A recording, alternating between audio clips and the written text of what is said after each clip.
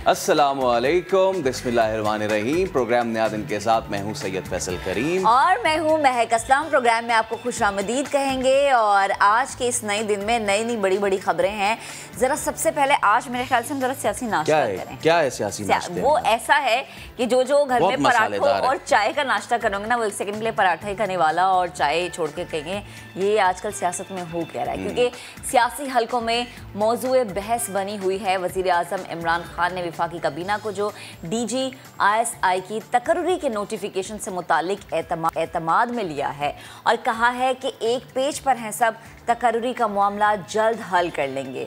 Notification के मामले को गलत रंग ना दिया जाए। कल सारा दिन हमने देखा दोपहर से शाम तक टेलीविजन स्क्रीन पर यही होता रहा, लेकिन हुकूमती रुकने कौमी असम्बली आमिर डोगर ने नदीम मलिक लाइव में एक बड़ा बयान दिया है और ये कहा कि वज़ीर आज़म जनरल फैज़ हमीद को DGISI बरकरार रखना चाहते थे। ज़ाती ख्वाहिश का इज़हार। बिल्कुल। और वज़ीर आज़म ने काबीना इजलास में कहा फौज की इज्जत है तो वज़ीर आज़म की भी इज्जत है। वज़ारत दिफा से 3 से 5 नाम आएंगे, वज़ीर आज़म एक नाम की मंजूरी देंगे। इस पूरे मामले पर DGISI की तकर्री, वज़ीर आज़म की अथॉरिटी तमाम आइनी और कानूनी तकाज़े पूरे करेंगे। उधर वज़ीर इत्तलात फवाद चौधरी प्रेस कॉन्फ्रेंस कर गए और बोले कि वज़ीर आज़म ऑफिस ऐसा कोई कदम नहीं उठाएगा जिससे फ़ौज या सिपहसालार का वक़ार कम हो। पाक फ़ौज भी कोई ऐसा कदम नहीं उठाएगी जिससे सिविल सेटअप की इज्जत में कमी आए। वज़ीर आज़म और आर्मी चीफ में खुशगवार ताल्लुकात है। क़यास सराइयाँ करने वालों की ख्वाहिशात कभी पूरी नहीं होंगी। हम सब एक पेज पर हैं। ज़रा फवाद चौधरी की गुफ्तगू आपको याद करवाते हैं। भी प्राइम मिनिस्टर ऑफिस कुछ ऐसा हरगिज़ कदम नहीं लेगा जिससे पाकिस्तान की फ़ौज या पाकिस्तान के जो सिपहसालार हैं उनकी इज्जत में कमी हो। और मैं यहाँ ये भी बता दूँ कि पाकिस्तान की फ़ौज और पाकिस्तान के सिपहसालार कोई ऐसा कदम नहीं उठाएंगे जिससे पाकिस्तान के वज़ीर आज़म या पाकिस्तान के सिविल सेटअप की इज्जत में कमी हो। नए DGISI की तकर्री के लिए जो कानूनी तरीका है वो इख्तियार किया जाएगा। उसके ऊपर भी दोनों का इत्तफ़ाक़ राय है। उसमें जो अथॉरिटी है वो वज़ीर आज़म की।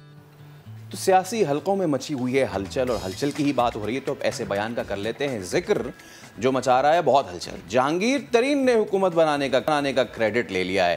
कहते हैं कि सीटें कम पड़ी, मैंने जहाज चलाया, आज़ाद उम्मीदवारों को पार्टी में लाया। और ये कोई वो नहीं है कि हम इसको कहें कि ये एक ऐसी बात है जिसको नज़रअंदाज कर दिया जाए।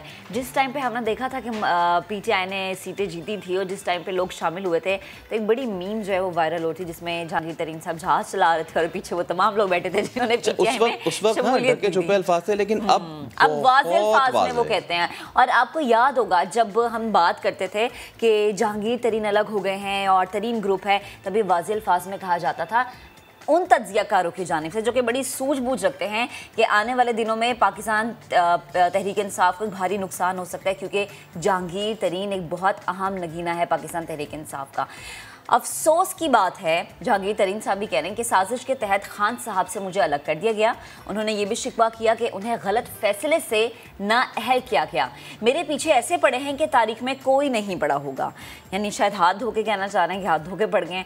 इमरान खान लोगों से मुख्तलिफ था और अब भी है। अच्छा, ये वैसे एक बात है कि जब इख्तलाफात सामने आए तो जहांगीर तरीन ये बात करते हमें नजर आए कि मेरे जो इमरान खान से जो ताल्लुकात हैं, जो ज़ाती ताल्लुकात हैं, वो कभी डिस्टर्ब नहीं होंगे, वो अपनी जगह पर रहेंगे, वो एक दोस्ती कायम रहेगी जिसका भरम हमेशा खान साहब भी भरते हुए हमें नजर आते हैं। तो चलिए आगे बढ़ते हैं और दीगर खबरें प्रोग्राम का हिस्सा बनाते हैं। शायर से माजरत के साथ डॉलर बढ़ता गया जूं जूं दवा की। अमरीकी डॉलर की कदर तारीख की नई बुलंद तरीन सतह पर पहुंच चुकी है। कीमत 171 रुपये से तजावुज़ कर चुकी है। जो डॉलर से करते हैं प्यार, उनकी हैं फहरिस्तें भी तैयार। और FIA ने 6 करोड़ डॉलर खरीदने वाले 100 अफराद का सुराग लगा लिया है। मुनज़्ज़म मनी लॉन्ड्रिंग के लिए $35,000 की शर्त से कम हज़ारों ट्रांजैक्शंस की गई हैं और चंद मनी एक्सचेंज कंपनियां बराह रास्त धोखाधड़ी में भी मुलविस रही हैं। FIA ने अब सबको बुला लिया, सबकी हाजिरी है, सब अब जवाब देंगे, सब बताएंगे पैसा कैसे आया, कहाँ बनाया गया और कैसे कैसे जो है वो अपनी तिजोरियाँ भरी गई। आगे बढ़ते हम ज़रा उसकी बात करते हैं जिसने पूरे मुल्क में बल्कि पूरी दुनिया में एक हलचल सी मचा रखी है। डॉलर ने तो मचाई है, लेकिन एक और चीज़ है जिसने मचा रखी है, लेकिन शुक्र अल्हम्दुलिल्लाह जिस तरह ये नीचे आ रहा है उस तरह हम दुआ करते हैं कि बिल्कुल डॉलर भी नीचे आ जाए। बिल्कुल हमारी दुआ यही है कि पाकिस्तान में हम देखें कि डॉलर की कीमत जो है वो नीचे आई है, जिस तरह से अब कोरोना से मुतासिर होने वालों की शरह में कमी आना शुरू हो गई है। मुल्क में कोरोना की चौथी लहर जो है वो कमज़ोर पड़ने लगी है। एक दिन में 21 मरीज़ इंतकाल कर गए हैं। मजमूई अमवात की अगर मैं बात करूँ तो 28,173 हो गई है।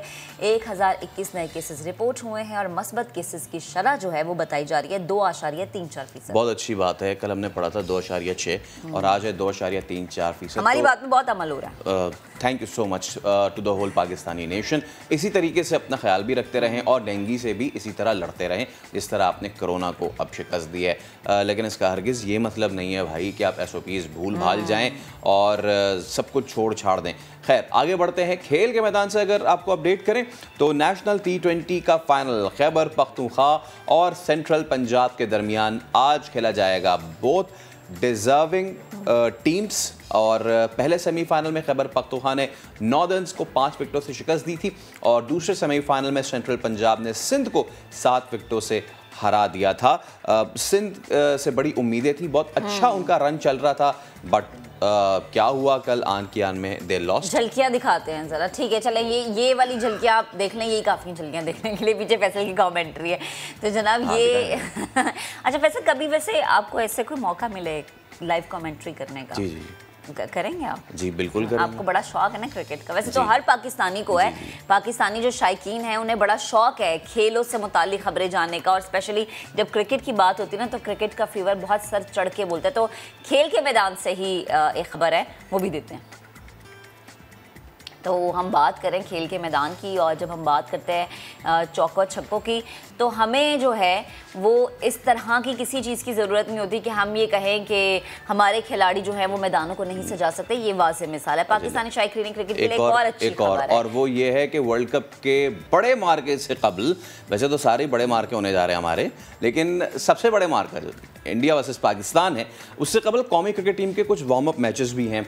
अब वो भी आप लोग लाइव देख सकेंगे। क्यों? क्योंकि गैर मुल्की मीडिया के मुताबिक वार्म अप मैचेस ब्रॉडकास्ट करने का फैसला कर लिया गया है। कौमी टीम 18 अक्टूबर को इंग्लैंड के खिलाफ और 20 अक्टूबर को वेस्ट इंडीज़ के खिलाफ इन एक्शन होगी। मुझे तो I am waiting Pakistan versus India से ज़्यादा I am waiting for 2 matches. एक तो पाकिस्तान वर्सेस इंग्लैंड और एक पाकिस्तान वर्सेस न्यूजीलैंड, क्योंकि ये वो 2 मैचेस हैं, ये वो 2 टीमें हैं कि जो मुकाबला किए बगैर भागने में आज भी इनका दूसरा नंबर है। पहला नंबर किसका है? वो छोड़े ना, दफा करें। चले वो हम ब्रेक लेते हैं और ब्रेक से जब हम वापस आएंगे तो फिर रसल से इतनी देर में पूछ भी लूंगी कि पहला नंबर किसका, आप मुझे ब्रेक में बता दीजिएगा। चलें ब्रेक लेंगे, ब्रेक के बाद जब वापस आएंगे बहुत सारी बातें करेंगे हमारे साथ।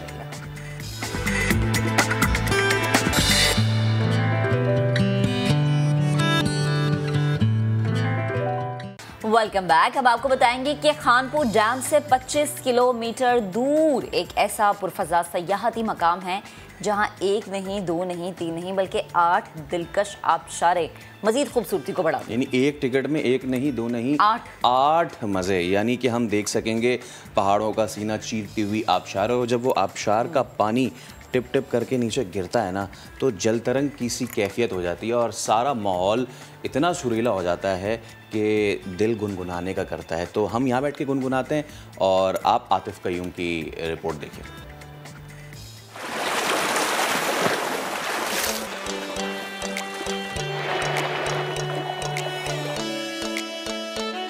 एक नहीं बल्कि 8 आबशारें हैं जो कि इनका पानी जो है खानपुर डैम में जा रहा है। आबशार तक आने का रास्ता है वो बहुत ही मुश्किल और बहुत ख़तरनाक रास्ता है, जिससे यहाँ पे टूरिस्ट को आने के लिए काफ़ी मुश्किलात का सामना है। ट्रैक अभी तो थोड़ा सा है डेंजरस, लोगों को अपने सेफ्टीज़ करके आनी चाहिए। तो आहिस्ता आहिस्ता जब ये डेवलप और होगा तो इंशाल्लाह इसमें और बेहतरी आएगी। हाइकिंग जब आप करके आते हैं तो आपको रास्ता जो होता है वो डेंजरस लगता है, लेकिन जब आप अपनी मंजिल पे पहुंचते हैं तो आपको ऐसी खूबसूरती नज़र आती है कि आपका दिल ठंडा हो जाता है। ग्रीनरी है, मज़ा आता है, साथ साथ पानी बह रहा है, इसके साथ साथ ट्रैक जाता है और जो ही आगे पहुंचते हैं थोड़ा सा तो वहाँ पे आबशारें हैं, वहाँ पे तो सारे मतलब मज़ा आ जाता है, सारे पैसे पूरे हो जाते हैं। बड़ी पुरसकून जगह है, कोई रश नहीं है, कोई इतनी ज़्यादा गैदरिंग नहीं है और माहौल के लिहाज से अगर देखा जाए तो माहौल इसका जो सराउंडिंग में है लोगों का बिहेवियर वो बहुत अच्छा है।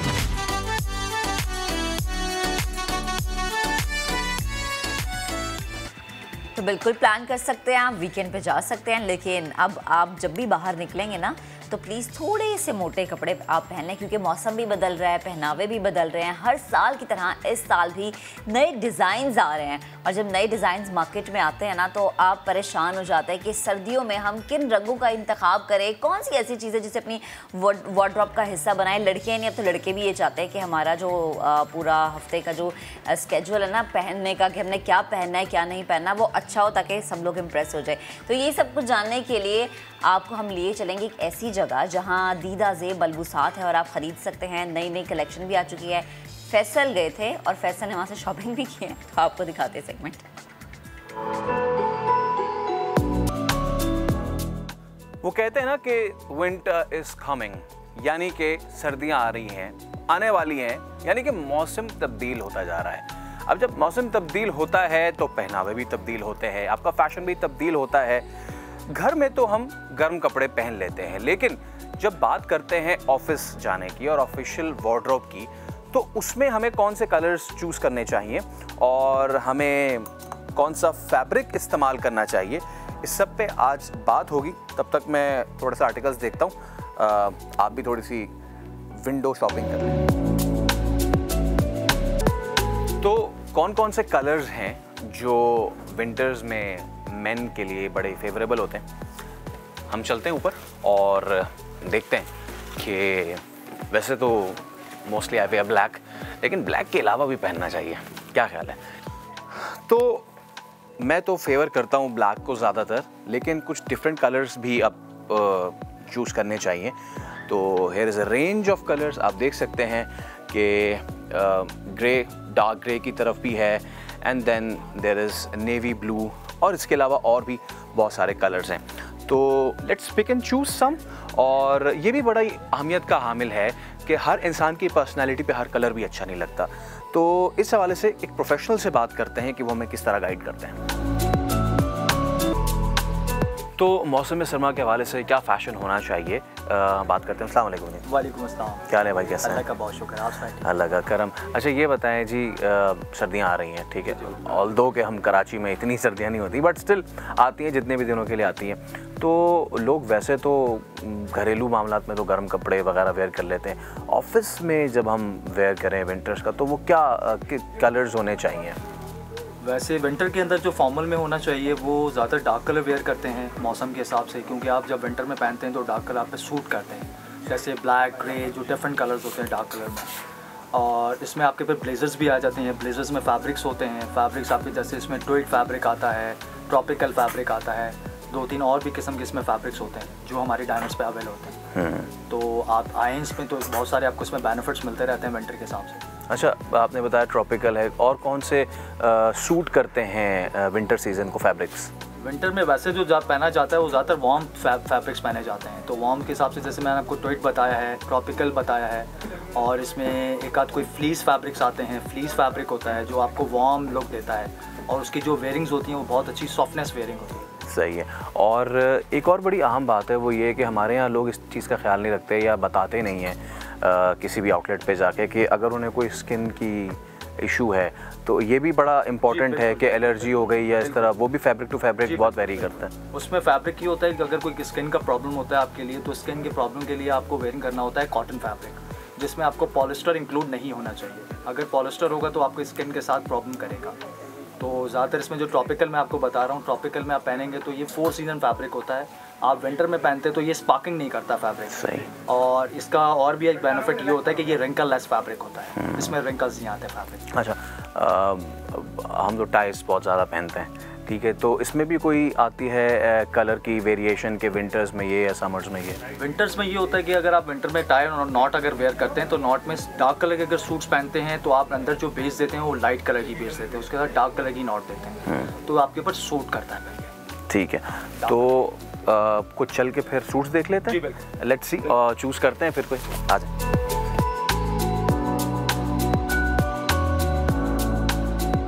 जी सर, जैसे ये विंटर में मैं आपको बता रहा हूँ, तो विंटर में इस टाइप के जैसे डार्क कलर्स होते हैं, इसमें 3 पीस सूट्स भी आए हुए हैं हमारे पास। 3 पीस सूट्स आपको मिलेंगे डार्क कलर्स में, जैसे नेवी ब्लू होता है, चारकोल ग्रे होता है, ओके, इस टाइप के चारकोल ग्रे लुक होते हैं, और इसमें कुछ टेक्सचर्स लुक भी आ रहे हैं, जैसे इसमें कुछ आपका बॉक्सेस लुक आता है, जी, प्लेन सॉलिड लुक आता है, तो इसमें डिफरेंट आपको और चेक्स भी होते हैं। चेक्स भी इंक्लूड हैं इसमें। जैसे चेक्स में मैं आपको दिखाता हूँ सॉर्ट ऑफ इस तरह का, इस तरह के चेक्स भी होते हैं। सही। तो जो आप जैसे विंटर में पहनते हैं तो बहुत सूट करते हैं आपके लिए। अगर हम जैसे कि ये कलर हो गया, मतलब ये बहुत आई को अपील कर रहा है, ये क्या फैब्रिक है? ये ट्रॉपिकल फैब्रिक है और कलर ये रॉयल ब्लू कलर है, बहुत फैशन में है आजकल ये कलर। और उसके साथ आपकी लाइट कलर की शर्ट्स भी चलती हैं और डार्क भी चलती हैं, दोनों बहुत चलती हैं। जब वैसे विंटर्स में ये कलर बेचारे मारे जाते हैं। जी ये कलर्स जो हैं बेसिकली सर ये हैं समर कलर्स। ओके। तो समर कलर्स में आपको इस तरह के लाइट कलर्स होते हैं जो आप वेयर करते हैं। सही। ये विंटर कलर नहीं है, समर कलर। चले ठीक है, तो मैंने तो अपना माइंड बना लिया है कि मुझे कौन कौन से लेना है। अब आप भी जब अपनी विंटर की ऑफिशियल शॉपिंग करने जाएं तो इन चीज़ों को ध्यान में रखें कि डार्क कलर्स लें और बेस आपके अंदर लाइट होनी चाहिए और टाई जो है वो डार्क मज़ा कर देगी।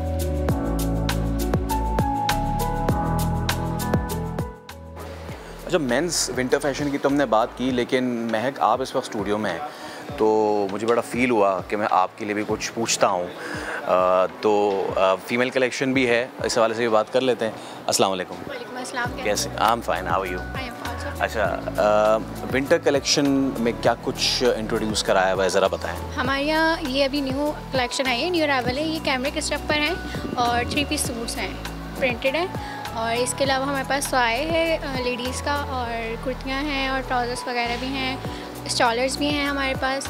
और विंटर कलेक्शन भी आ रही है अब, तो उसके लिए जो है हमारे पास जो है स्वेटर सपर वगैरह भी लेडीज़ के हैं। अच्छा, मुझे ये बताएं कि जिस तरह मेंस में फ़ैशन में विंटर के जो कलर्स होते हैं वो थोड़े डिफरेंट हो जाते हैं, डार्क पहनना शुरू कर देते हैं, तो फीमेल फ़ैशन में भी इसी तरह? जी बिल्कुल, फीमेल फ़ैशन में भी बिल्कुल डार्क कलर्स का बहुत इन हो जाता है और कस्टमर की रिक्वायर्ड यही होती है कि उनको डार्क कलर्स पसंद होते हैं और विंटर के लिहाज से ये कलर ज़्यादा पहने जाते हैं, वो होते हैं, सेल होते हैं। Thank you so much. तो महक, आपने भी ये सुन लिया होगा कि सर्दियाँ आ रही हैं, तो अगर आपको भी कोई पहनने हैं तो आप डार्क कलर्स पहन लें और अवेल करें यहाँ पे आके सारी जितनी भी फैसिलिटीज़ हैं। तो बड़ा ज़रूरी होता है कि जब आप कोई फ़ैशन स्टेटमेंट फॉलो कर रहे हैं या फिर मौसम के हिसाब से अपने वार्डरोब को ढाल रहे हैं, तो किसी प्रोफेशनल से ज़रूर रब्ता करें और ये जानने की कोशिश करें कि आपके बॉडी टाइप और आपकी पर्सनैलिटी को कौन से कलर्स और कौन से कट्स सूट करते हैं। और ये भी बड़ा ज़रूरी होता है कि अगर आपको कोई स्किन प्रॉब्लम है, ये सबसे बड़ी इंपॉर्टेंट बात है, हमारे यहाँ ये अभी अवेयरनेस नहीं आई है। अगर आपको कोई स्किन इशू है तो जब भी आप किसी आउटलेट पे जा रहे हैं तो वो ज़रूर बताएं वहाँ पे मौजूद लोगों को, सो दैट वो आपको उस जो आपकी स्किन सेंसिटिविटी है उस हिसाब से आपको निकाल के वो फैब्रिक दें।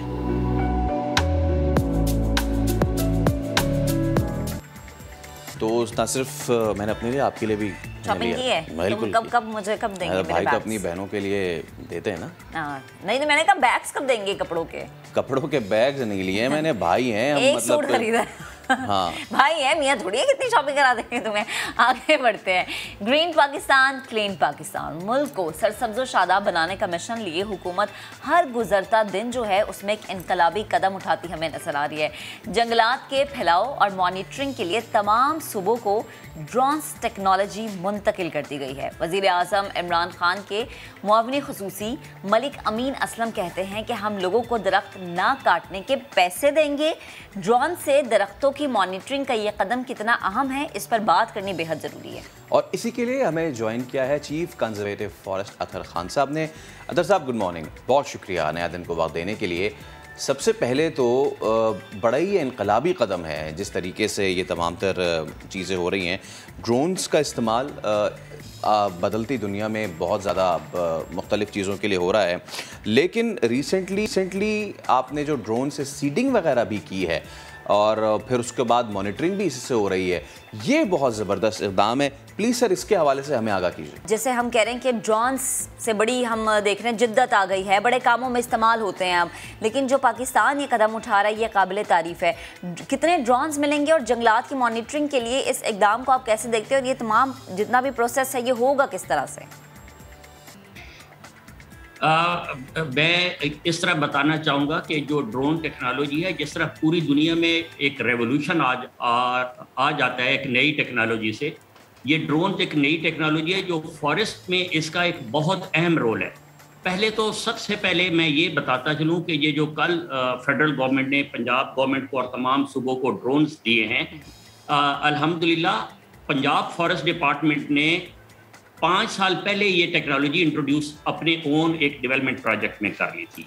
और आप यकीन करें इस ड्रोन से हम एक फॉरेस्ट मैपिंग कर सकते हैं और उसकी मॉनिटरिंग कर सकते हैं, और जहां इंसान नहीं जा सकता या आप या हम नहीं जा सकते, ड्रोन के ज़रिए हम उसको बैठ के मॉनिटर कर सकते हैं कि कहाँ पे पौधे, क्योंकि ये सारा ओवरव्यू आप देखते हैं जिस तरह दिखा रहे हैं, बल्कि तो ये ओवरव्यू देता है ड्रोन, और आपको बिल्कुल उसकी एग्जैक्ट ग्राउंड रियलिटीज सामने आती हैं। जो सबसे इंटरेस्टिंग बात मैं आपको बताता चलूँ, पंजाब फॉरेस्ट डिपार्टमेंट की हिस्ट्री में पहली दफ़ा हमने ड्रोन रीसीडिंग के लिए यूज़ किया लाल सुहानरा में तजर्बाती तौर पर, और उसकी क्लिप्स मुख्तलिफ मीडिया पे चलती भी रही। और ये वो एरिया था जहाँ पे ना पानी लग सकता था ना रास्ता था, तो हमने उस जो हमारा डेजर्ट था उसको हमने रीसीडिंग की। हमने ऊपर से जो इंडिजिनियस स्पीशीज़ थी उनका सीड गिराया, और सीड गिराने के बाद अब वहाँ पे अल्हम्दुलिल्लाह बारिश हो गई 2-3, अब उसकी हल्की सी जर्मिनेशन स्टार्ट हो गई। तो ड्रोन के साथ जर्मिनेशन है, हम उसको भी काउंट कर सकते हैं कि जनाब यहाँ पे इस एरिया में इतने नए पौधे निकले हैं। तो ये एक बहुत रेवोल्यूशनरी स्टेप है। इस टेक्नोलॉजी के ज़रिए ड्रोन ऑलरेडी मुख्तलिफ यूज़ हो रहा है, एग्रीकल्चर में यूज़ हो रहा है, और फॉरेस्ट में ये अब पहली दफ़ा इंट्रोड्यूस किया गया है। बट पंजाब फॉरेस्ट डिपार्टमेंट पिछले 5 साल से ड्रोन्स टेक्नोलॉजी को अपने पॉजिटिव मॉनिटरिंग के लिए, उनकी मैपिंग के लिए, और उनकी अब ये जो रीसीडिंग की है हमने, ये एक नया हमने एक्सपेरिमेंट किया है। इंशाल्लाह ताला इससे बहुत एक इनकलाबी चेंज आएगी फॉरेस्ट डिपार्टमेंट में। एब्सोल्युटली सर, बिल्कुल ये जो आप कह रहे हैं कि ये उन एरियाज़ में जो अनरीचेबल हैं वहाँ पे भी आपने जो है सीड्स गिराए, और अब उसकी माशाल्लाह से जर्मिनेशन भी हो रही है, तो ये तो मुबारकबाद के मुस्तहिक है पूरी टीम। वैसे किसका ये आइडिया था पूरा, ये बताइए। हाँ, ये इसका आइडिया बेसिकली प्राइम मिनिस्टर आए थे हमारे पास लाल सुहानरा में 11 अगस्त को, और वहाँ पे हमारा एक बहुत बड़ा मास ट्री प्लांटेशन हुआ था जिसमें प्राइम मिनिस्टर ने उस सेरेमनी में बज़ाते खुद शमूलियत की थी। वहाँ पे इस चीज़ को डिस्कस किया गया और उनको एक छोटा सा क्लिप दिखाया गया कि ड्रोन से हम क्या क्या कर सकते हैं। तो विजन प्राइम मिनिस्टर का था, और उसको इम्प्लीमेंट हमारे जो सेक्रेटरी फॉरेस्ट हैं उन्होंने किया, और मैंने एग्जीक्यूट किया उस ड्रोन की कंपनी के साथ। और ये मैं आपको बताऊं, उस ड्रोन की कंपनी ने हमें फ्री एक एक्सपेरिमेंटल बेसिस पे towards the important mission of the nation, उसने कहा कि ये आप पहली दफ़ा आप इससे एक्सपेरिमेंट करके देखें, क्योंकि ये वो जगह हैं जहाँ पे हम नहीं पहुँच सकते, पानी नहीं पहुँचता, तो हम उसमें रीसीडिंग करें। तो मैं इसका जो पहला जो इनिशिएटिव था वो प्राइम मिनिस्टर थे, मलिक अमीन असलम साहब हैं जो एडवाइज़र टू प्राइम मिनिस्टर हैं क्लाइमेट चेंज के, फिर हमारे सेक्रेटरी साहब, और ये फिर हमने पहली दफ़ा फॉरेस्ट डिपार्टमेंट की हिस्ट्री में रीसीडिंग कराई गई, और अब उसकी जर्मिनेशन हो रही है। हम जब ये जर्मिनेशन थोड़ी सी और बेहतर हो जाएगी, हम इसी ड्रोन टेक्नोलॉजी से उसको कैलकुलेट काउंट कर सकते हैं कि इस एरिया में हमें कितने नए दरख्त मिले। सही है, ठीक। अच्छा सर, लास्ट में भी बता दें कि महकमा जंगलात पंजाब जो है मज़ीद किन प्रोजेक्ट्स पे काम कर रहा है, क्योंकि ये भी जानना ज़रूरी है। जैसे हम कहते हैं कि इक़दामात हो रहे हैं कि पैसे, दरख्त ना काटने के पैसे भी दिए जा रहे हैं, और ये ड्रोन्स वाला भी मामला है, तो ज़रा ये भी बता दें। मैं आपका सवाल ज़रा दोबारा जी सर, मैं ये पूछना चाह रही हूँ कि जो महकमा जंगलात पंजाब है वो मज़ीद कौन कौन से ऐसे प्रोजेक्ट्स हैं जो कि लेकर आने वाला है और जिन पर काम हो रहा है। जी, हम इसमें, क्योंकि हमारा ये जो 10 बिलियन ट्री सुनामी प्रोजेक्ट है फेडरल गवर्नमेंट का, उसमें पंजाब गवर्नमेंट का एक मेजर शेयर है। तो हमारा जो मेन मकसद है, हम उसमें दरख्तों को लगाना भी बहुत बड़ा काम है, बट जो दरख्तों की प्रोटेक्शन है वो उससे बड़ा काम है, क्योंकि दरख्त लगाना तो एक वन टाइम एक्शन है। फिर उसकी जो प्रोटेक्शन है जब तक वो स्टेबल नहीं हो जाते एटलीस्ट 4 से 5 साल तक, वो बड़ा इम्पॉर्टेंट है। तो उसके ज़रिए से हम जो दरख्त लगा रहे हैं, हम अपनी प्लांटेशन में लगा रहे हैं, नहरों के किनारे पे लगा रहे हैं, बेला में लगा रहे हैं जो दरियाओं के किनारे पे जगह है, रोड साइड पे लगा रहे हैं, तो उनको लगाने के बाद उसकी मॉनिटरिंग करना ड्रोन हमें हेल्प करेगा। और एक अनफॉर्चुनेटली एक तासर लोग ये समझते हैं कि पता नहीं काम हो भी रहा है या नहीं हो रहा, तो ये हमारे लिए एक बहुत बड़ा एक हेल्प होगी कि हम लोगों को दिखा सकेंगे कि जनाब ये ड्रोन के ज़रिए आप जिस जगह पे आप खुद नहीं जा सकते, हम आपको वो जो दरख्त हैं लगे हुए दिखा सकते हैं। एब्सोल्युटली। तो बहुत ह्यूज टारगेट्स हैं। आज तक डिपार्टमेंट की हिस्ट्री में इतना बड़ा टारगेट्स ना मिला ना अचीव हुआ। इस वक्त मैं आपको बताऊं, ये जो मौसम बरसात की शजरकारी का सीजन चल रहा है, बिल्कुल ये बहुत ज़बरदस्त इक़दाम होने जा रहा है और बहुत करेक्ट टाइम पे आप लोगों ने ये सी है। Thank you so much sir. और इतनी ये आप कहते हैं ना कि technology depends on the usage कि आप उसको जिस तरह का इस्तेमाल करना चाहें। और अब जो ये काम इम्प्लीमेंट करा रहे हैं उनसे तो हमने बात कर ली। अब जिन्होंने इसको इंजीनियर किया है पूरा, जिन्होंने उसको पूरा बनाया है, लेट्स टॉक टू देम। अब उनसे हम बात कर लेते हैं जी। और हमारे साथ इंजीनियर्स मौजूद हैं, आसिम शहजाद, अली अशरफ और आमिर मजीद। आप तीनों का बहुत शुक्रिया। सबसे पहले तो ये बताइए कि बड़ा ही ज़बरदस्त ये इक़दाम है, यानी कि ख़ास तौर पे जो प्लेन्स हैं, जो मैदानी इलाके हैं, वहाँ तो ये अच्छा काम करेगा ही, लेकिन सबसे अच्छी बात यह है कि जो माउंटेनस रीजन है, जो पहाड़ हैं, उनको सरसब्ज कर देगा ये। This is a wonderful thing. अच्छा, ये 1-2 दिन में नहीं हो जाएगा, सालों लगते हैं इसको, लेकिन हमने भी तो सालों लिए हैं ना अपनी कुदरत बर्बाद करने के लिए। अब सालों हमें देने भी चाहिए कुदरत को दोबारा आबाद करने के लिए। और ये जो टेक्नोलॉजी है, इससे गालिबन इतने साल नहीं लगेंगे। क्या कहते हैं आप दोनों? जी अच्छा, first of all we are from फॉरसन। मेरा नाम अली अशरफ है, हमारे साथ आमिर मजीद हैं। हम सब ड्रोन्स के ऊपर काम करते हैं। हमारे जो ड्रोन्स हैं उनको ऑटोमेटिकली फ्लाई किया जाता है। वो ऑटोमेटिकली जो है ग्राउंड से उड़ती हैं, हिल के ऊपर जाती हैं, वापस सीडिंग करती हैं, वापस आ जाती हैं। लेकिन जो सीडिंग है that's just one part of the whole ecosystem. हमने उससे पहले फिगर आउट करना पड़ता है कि कहाँ पे सीडिंग करनी है। तो उसके लिए भी हमारे पास ड्रोन्स हैं जो कि मैपिंग करती हैं टेरेन की। वो फिगर आउट करती हैं कि किस जगह के ऊपर आपको कौन सा प्लांट उगाना चाहिए। सो फर्स्ट ऑफ ऑल वहाँ पे मैपिंग करते हैं। सेकंड ऑफ ऑल ऑटोमेटिकली एक फ़्लाइट प्लान जनरेट होता है जिसके ज़रिए जो है सीडिंग होती है, सीड पॉड्स फायर होते हैं, सीड्स फायर होते हैं।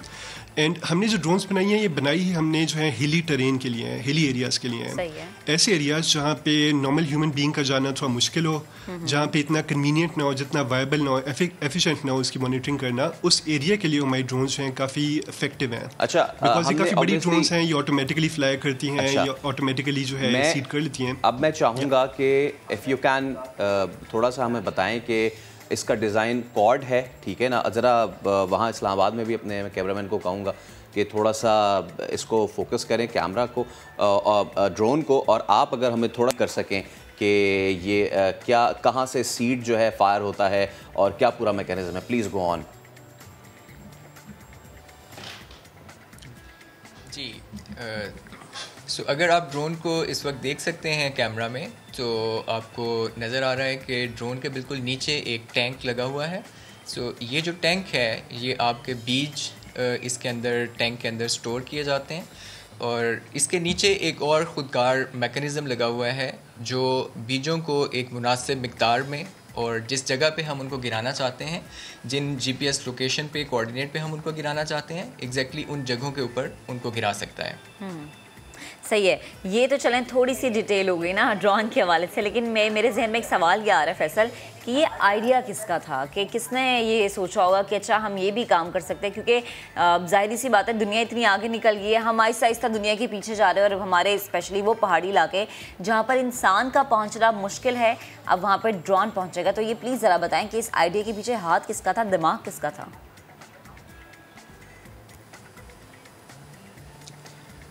तो बेसिकली आइडिया के पीछे इस तरह से है कि हम लोग by profession aerospace and aeronautical engineers हैं। और हम ये देखते हैं कि पाकिस्तान में और पूरी दुनिया में इस वक्त जो क्लाइमेट चेंज है, जो माहौलियाती तब्दीली है, टेम्परेचर ऊपर जा रहा है, तो इसको काउंटर करने के लिए बहुत ज़्यादा दरख्त लगाने की ज़रूरत है और बहुत जल्दी लगाने की ज़रूरत है।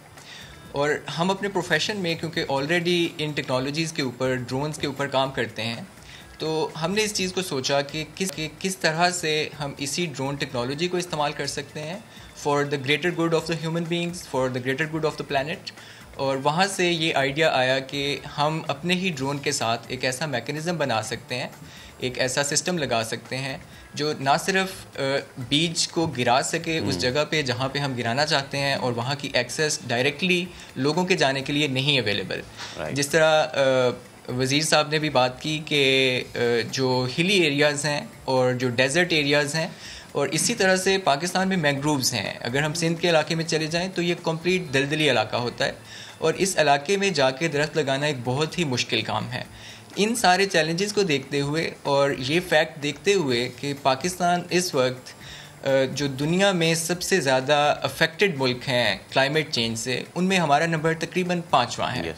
तो इस चीज़ को देखते हुए हमारे दिल में ये ख्याल आया कि हम इसको फ़ाइट करने के लिए अपनी कोशिश करें। अच्छा, और उस कोशिश का नतीजा जो है वो आज हमारे सामने ज़बरदस्त। और इस कोशिश के लिए आपके लिए दुआएं, बेस्ट ऑफ लक है। लेकिन ये मैं अब जानना चाह रहा था, आपने सिंध की बात की तो मैं ज़रूर कराची का भी आपसे आखिरी सवाल ज़रूर करूँगा, बट उससे पहले सेकंड लास्ट क्वेश्चन मेरा ये है कि कमर्शियली वायबल कितना है ये, इसको आप कमर्शियल प्रोटोटाइप बना के क्या सेल कर सकते हैं, ताकि ना सिर्फ ये गवर्नमेंट के यूजेज में रहे, बल्कि बहुत सारे लोग हैं प्राइवेटली अगर इसको करना चाहें, अपने एरियाज़ में अगर करना चाहें, उनकी बड़ी ज़मीन है हमारे लोगों के पास, तो इसका क्या ऑप्शन बन सकता है?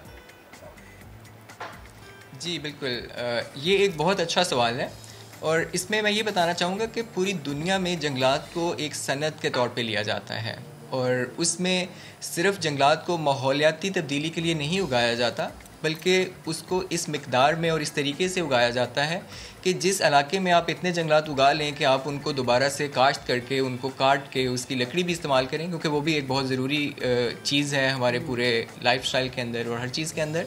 तो इसकी एक बहुत बड़ी कमर्शियल एप्लीकेशन है। अगर हम एक सनती लेवल के ऊपर इस चीज़ को उगाना चाहते हैं, हमारे इन्वेस्टर्स इस चीज़ पे काम करना चाहते हैं कि वो एक जंगल उगाएं और फिर उस जंगल की पैदावार से अपने लकड़ी और बाकी बिजनेसेस के ऊपर काम करें, तो ये हमारे माहौल के लिए इस तरह से भी फ़ायदेमंद होगा कि हम सिर्फ उन जंगलात को काट रहे होंगे जो हमने उगाए ही इस मकसद के लिए थे कि हमने इनसे लकड़ी हासिल करनी है। तो जो हमारे नेशनल रिज़र्व्स हैं, हम उनको काटने की बजाय उन जंगलात को काटेंगे जो इसी टेक्नोलॉजी ने इसी मकसद के लिए उगाए हैं। तो कमर्शियल सेक्टर में डेफिनेटली हम इसकी बहुत सारी अपॉर्चुनिटी देखते हैं, पाकिस्तान में भी और वर्ल्ड वाइड ऑलरेडी इस चीज़ के ऊपर हो रहा है। तो ये एक बहुत बड़ी अपॉर्चुनिटी है। जहाँ तक बात आती है गवर्नमेंट लेवल के ऊपर, तो जिस तरह हमारी करंट गवर्नमेंट माशाल्लाह इनका बहुत अच्छा स्टैंड है इस चीज़ के ऊपर। बिलियन ट्री सुनामी एक बहुत बड़ी सक्सेस है, और इसी तरह से अभी जो 10 बिलियन सुनामी के ऊपर काम हो रहा है, तो उसमें हम इस टेक्नोलॉजी का बहुत बड़ा रोल देखते हैं कि ये हमें उन इलाकों की एक्सेस भी देती है और इतनी स्पीड भी देती है कि हम बहुत ज़्यादा दरख्त बहुत कम टाइम के अंदर लगा सकें, अपने उन टारगेट्स को मीट कर सकें जो इस टेक्नोलॉजी के बगैर शायद पॉसिबल ना हो। सही है। और वो लास्ट वाला सवाल ना, कराची वाला, हाँ ये एक चीज़ है कि यार हमने कराची को इतना ज़्यादा कंक्रीट का जंगल बना दिया है, सारे दरख्त काट दिए, लोग कचरा फेंक रहे हैं यहाँ पे। तो एक काम करें, क्यों ना मैं आपको दावत देता हूँ, आप आएँ, ये ड्रोन लेकर आएँ। लोग एक तरफ कचरा फेंक रहे हैं, आप एक तरफ बीज फेंक दें यार, ड्रोन से कुछ ना कुछ तो उग जाएगा ना हमारे शहर में। मैंग्रोव्स की आपने ऑब्वियसली बात की है, तो यानी कि यहाँ पे भी ये काम किया जा सकता है। जी बिल्कुल, thank you very much for the invitation. ज़रूर हम ये काम करना चाहेंगे कि सिंध में और स्पेशली कराची में जहाँ पे बहुत ज़्यादा ज़रूरत है, हम इसको एक कंक्रीट का जंगल जिस तरह आपने फरमाया, तो उसकी बजाय हम इसको दरख्तों का जंगल बनाने में अपनी सी कोशिश ज़रूर करेंगे। सही, ठीक, बेहद शुक्रिया। हमारे दोनों, अगर मैं ये ऐसे इंजीनियर्स जो कि पाकिस्तान को आगे ले जाने के लिए कोशा है, वो हमारे साथ मौजूद थे, बात कर रहे थे। आप दोनों का बेहद शुक्रिया। अब आपको एक ऐसी शख्सियत से मिलवाएंगी जिन्हें मैं कहूँ कि वो फ़ख्र पाकिस्तान है तो गलत नहीं होगा। बहादुर lady traffic warden Salma Shaukat की मैं बात कर रही हूँ, जो UN मिशन पर जाने वाली पहली पाकिस्तानी लेडी ट्रैफिक वार्डन है, और उनकी खिदमात का एतराफ़ करते हुए UN मुबस्सरीन ने उन्हें मुख्तलिफ अमन मिशन एजाज़ात से नवाजा है। कोर्स के अख्ताम पर सलमा शौकत को बेहतरीन परफॉर्मर का अवार्ड भी दिया गया है और सलमा शौकत अब हमारे साथ भी मौजूद हैं। बिल्कुल। अस्सलाम वालेकुम, सुबह बखैर सलमा, कैसी हैं आप? उम्मीद करते हैं ठीक ठाक होंगी। UN मिशन से पाकिस्तान वापसी तक ये सफ़र हमारे लिए तो बहुत ही ज़्यादा काबिल फ़ख्र है, आपके लिए कैसा रहा? जी अल्हम्दुलिल्लाह, वालेकुम अस्सलाम। सबसे पहले माशाल्लाह से बहुत अच्छा था ये सारा सफ़र, जाने का, आने का, सिलेक्शन का और वहाँ पर वर्किंग का। ये सारा सफ़र एक अब तो आने के बाद एक ड्रीम लग रहा है कि वाकई हम लोग गए थे वहाँ, हमने सर्व किया है पाकिस्तान के लिए, पाकिस्तान के नाम को रोशन करने के लिए, मज़ीद इसका इमेज बेहतर करने के लिए हमने वहाँ जो वर्किंग की है, सर्विंग की है। अल्हम्दुलिल्लाह हम बहुत खुश हैं इस सारे जर्नी से, इस ट्रैवल से, इस सारी वर्किंग से। सही। अच्छा सलमा, आपको माशाल्लाह बहुत सारे एजाज़ात से नवाजा गया। मैं चाहूँगी कि कुछ आप अपनी ज़ुबानी भी हमारे नाज़रीन को इन एजाज़ात से मुतालिक बताएँ। जी बिल्कुल, मैं वहाँ पर पाकिस्तान आर्मी और Bangladesh FPU, Nepal FPU, Rwanda army और इथोपियन आर्मी के साथ अटैच थी। उनकी रिपेट्रिएशन की जो है ना रिस्पॉन्सिबिलिटी मुझे दी गई थी। तो उनकी रिपेट्रिएशन के दौरान जो भी उनके मसाइल थे उनको टीम साइड से हम लोगों ने क्लोज़ करना था, क्लोज़ करके फिर हेडक्वार्टर लेके आना था, यहाँ से उनकी रिपेट्रिएशन करनी थी। तो उस दौरान जो भी हमारा इंटरेक्शन था कमांडर के साथ, लाइजॉन ऑफिसर्स के साथ, उसमें अल्हम्दुलिल्लाह वो लोग बड़े अच्छे थे हमारे रवैये से, हमारे बिहेवियर से और वर्किंग से, जिसकी वजह से उन्होंने ये सीनियर्स जो हैं ये काइंडली दिखाएं। जी बिल्कुल, ये दिए मुझे। इसके अलावा जो है बेस्ट परफॉर्मेंस का अवार्ड मिला कमिश्नर साहब की तरफ से, जो हमारे थे पुलिस फोर्स के वहाँ पर पूरे हमारा जो मिशन था, उस मिशन में तीन तरह के लोग जो हैं वहाँ वर्किंग कर रहे होते हैं। एक सिविलियन स्टाफ होता है, पुलिस होती है, आर्मी होती है। तो जो पुलिस होती है उनके अपने कमिश्नर और अपना सारा एक सिस्टम होता है जो कि जिसको कमिश्नर साहब लेके चल रहे होते हैं। तो वो कमिश्नर साहब की तरफ से भी बेस्ट परफॉर्मेंस का अवार्ड मिला कि जो भी मैंने रिपेट्रिएशन करवाई 5 कॉन्टिनेंट्स की, 5 कंट्रीज़ की तरफ, तो उनमें कोई भी ऐसा मिसहैप नहीं हुआ जिसकी वजह से मेरे सीनियर ऑफिसर्स को किसी प्रॉब्लम को फेस करना पड़ता। तो इसकी वजह से मुझे बेस्ट परफॉर्मेंस का अवार्ड भी मिला और ये मेडल भी मिला है। तो अल्हम्दुलिल्लाह मैं बहुत खुश हूँ। ज़बरदस्त। अच्छा सलमा, ये मैं आपसे ज़रूर इस पर बात करना चाहूँगा कि वैसे ही हमारी फ़ौज, हमारी पुलिस जो है जब भी UN मिशंस पे जाती है तो पाकिस्तान का नाम जो है वो बहुत ऊंचा करके जाती है। आपने इतना UN जो मिशन है उसमें काम किया, आपने ख़ुद भी बताया कि कितनी मुख्तलिफ़ ममालिक के फोर्सेस के साथ आपने इंटरेक्शन आपकी रही है। कैसा इमेज है, कैसा इमेज जाता है जब वो देखते हैं कि क्योंकि दुनिया भर में हमारे जो दुश्मन ममालिक हैं वो हमारा ऐसा इमेज पोर्ट्रे करते हैं, लेकिन जब आप जाती हैं वहाँ पे तो हमारा एक जो पॉजिटिव इमेज है वो लेके जाती हैं। किस तरीके से वो ममालिक जिनके साथ आपने काम किया वो देखते हैं और जिन ममालिक में आपने काम किया उनके जो इंडिजिनस लोग हैं वो किस तरीके से पाकिस्तान को देखते हैं? जी माशाल्लाह से 9 इयर्स का ये गैप था दरमियान में, लेकिन इसके बावजूद सिविलियन स्टाफ में बहुत सारे पाकिस्तानी थे जिन्होंने पाकिस्तान के इमेज को बहुत बेहतर किया। उसके बाद जब हमारा कॉन्टिजेंट गया है यहाँ से 2020 अक्टूबर में, तो उसके बाद फिर वहाँ पे जब वर्किंग की, सर्व किया, तो उससे इमेज को मज़ीद बेहतरी मिली। लोगों में ये ऑलरेडी इमेज पाया जाता है कि पाकिस्तानी बड़े खुश अखलाक, बहुत मिलनसार और बड़े अच्छे और हार्ड वर्कर हैं, जफाकश हैं। ये लोग जो हैं मेहनती हैं और वफ़ादार भी हैं। ये ऑलरेडी इमेज पाया जाता है और हमने इस इमेज को मज़ीद बेहतर किया और मज़ीद पुख्ता किया कि यस, पाकिस्तानी जो हैं वाकई हार्ड वर्कर हैं और वो वाकई अपने काम के साथ, वर्किंग के साथ, जो उनको जॉब असाइन की जाती है उसके साथ सिंसियर होते हैं। सही। अच्छा सलमा, ये तो हमने बात कर ली कि फ़ख्र पाकिस्तान और कितना आपने पाकिस्तान का नाम रोशन कर, कितना हमें आप पे फ़ख्र है, लेकिन फैमिली भी तो है ना कि फैमिली को भी फ़ख्र होता है। और घर में कभी कभी ऐसा होता है कि जैसे पूरे पाकिस्तान में पहली खातून है, ऐसा घर में भी ऐसे ही है कि पहली खातून है जिन्होंने इतनी आगे तक का सफ़र किया, मुल्क के नाम के साथ साथ आपने अपनी फैमिली का नाम भी रोशन किया। तो फैमिली की कितनी सपोर्ट रही है आपको? जी बिल्कुल ऐसा ही है। मैं बिल्कुल अपनी फैमिली की तरफ से भी पहली ही खातून हूँ जिसने इतनी क्वालिफ़िकेशन हासिल की, जॉब में आई और उसके बाद पाकिस्तान के लिए सर्व किया। और ये सारा एक जो जर्नी था मेरा बचपन से लेके यहाँ UN मिशन से वापसी तक का, इसमें मेरे पेरेंट्स की, मेरी फैमिली की, मेरे हस्बैंड की और इन सब की बहुत ज़्यादा सपोर्ट रही। और इवन यहाँ तक कि आपको पता है कि जब मैरिज लाइफ स्टार्ट हो जाती है तो उसके बाद बच्चों को जो है ना बिल्कुल छोड़ के जाना एक बड़ा परेशान कुन सा स्टेप होता है, लेकिन मेरी फैमिली की सपोर्ट की वजह से जो है ना वो अल्हम्दुलिल्लाह मैंने इस स्टेप को भी बड़े अच्छे और खुश अखलाकी से ही और हौसले से पार किया। सही है। अच्छा सलमा, सपोर्ट की वजह से मैं आज यहाँ पे हूँ। बिल्कुल, और मैं यही आपसे चाह रही थी कि वो तमाम हमारी ख़वातीन जो कि इस वक्त घरों में बैठ के हमें देख रही है, वो तमाम नौजवान नस्ल, ये स्पेशली वो लोग जो ये समझते हैं कि अच्छा ख़वातीन इस तरह से काम नहीं कर सकती, सरहद पार नहीं जा सकती, मैं चाहूँगी कि आप उनके लिए एक छोटा सा मैसेज दें।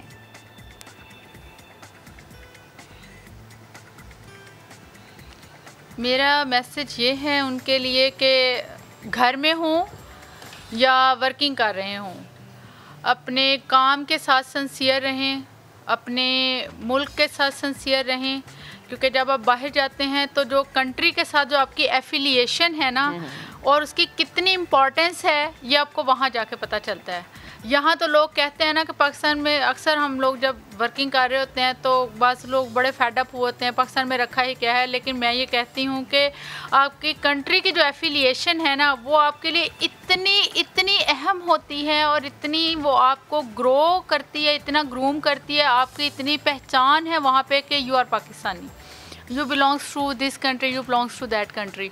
तो मेरा ये मैसेज है उन ख़वातीन के लिए जो वर्किंग हैं कि अपने मुल्क के साथ, अपने काम के साथ, अपने डिपार्टमेंट के साथ, अपनी फैमिली के साथ सिंसियर रहें।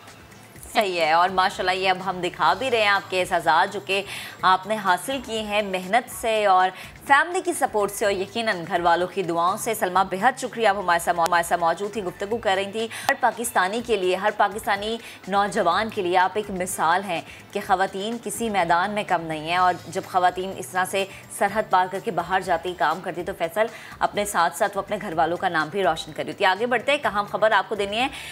बरतानवी अदालत से हेस्कोल के खिलाफ मीना एनर्जी दुबई के हक में फैसले पर अमल दरामद का मामला, सिंध हाई कोर्ट ने हेस्कोल के असासे जो हैं वो जब्त करने का हुक्म दे दिया है। अहम तरीन खबर है जिससे मुतालिक आपको अपडेट करें, इसी पर बात करेंगे। अपने नुमाइंदे इरफानुल हक ने हमें ज्वाइन किया। इरफान, डिटेल्स शेयर कीजिएगा। देखिए, दरख्वास्त में कहा गया था कि जब 15 जून को ये हुक्म जारी किया गया था बरतानवी अदालत की जानिब से 2018 में, जिसमें 95 लाख अमरीकी डॉलर की डिग्री। जी ठीक है, इरफान हमारे साथ मौजूद थे और इरफान से दोबारा राबता बहाल करने की कोशिश करेंगे। अहम खबर है जिससे मुतालिक आपको अपडेट कर रहे हैं। और बरतानवी अदालत ने 15 जून 2018 को 95 लाख डॉलर की डिग्री जारी की। दरख्वास्त में ऐसा कहा गया है और हेस्कोल को अपने मुतादिद बैंक अकाउंट से रकम निकलवाने से भी रोक दिया गया है। और इसके साथ ही साथ सिंध हाई कोर्ट ने हेस्कोल पेट्रोलियम के असासे जब्त करने का हुक्म भी दिया है। इरफान से मजीद बात करते हैं। इरफान, कंटिन्यू कीजिए। देखिए, बरतानवी अदालत ने 15 जून 2018 को ये हुक्म जारी किया था। इनकी कुछ वाजिबात थे, उसके हवाले से ये दरख्वास्त दायर की गया था कि 95 लाख डॉलर जो है वो डिग्री जारी की गई थी इनके हक में, जिसके बाद सिंध हाई कोर्ट से रुजू किया था दुबई मीना एनर्जी ने कि ये वाजिबात हैं, ये अदालती अहकाम के बावजूद नहीं अदा किए जा रहे। उनकी जो असासे हैं हेस्कोल के, वो चूँकि पाकिस्तान में है, इसलिए पाकिस्तानी अदालत जो है वो उस पर अमल दरामद करवाए। अदालत ने इससे कबल जो अहकाम जारी किए थे उस पर भी अमल नहीं हुआ। आज अदालत ने न सिर्फ बरहमी का इजहार किया बल्कि हुक्म दिया जो हेस्कोल जो पेट्रोलियम के जितने भी असासे हैं वो जब्त किए जाएँ और उनकी जितनी भी सब जो इदारे हैं, जो दीगर महकमे हैं, जो ये हुक्म सादर किया गया। बहुत शुक्रिया इरफान आपका। तो अभी एक ब्रेक लेंगे, ब्रेक के उस पर हाजिर होंगे तो बहुत सी दिलचस्प बातें हैं आपके साथ करने के लिए, लेकिन ब्रेक के बाद साथ रहिएगा।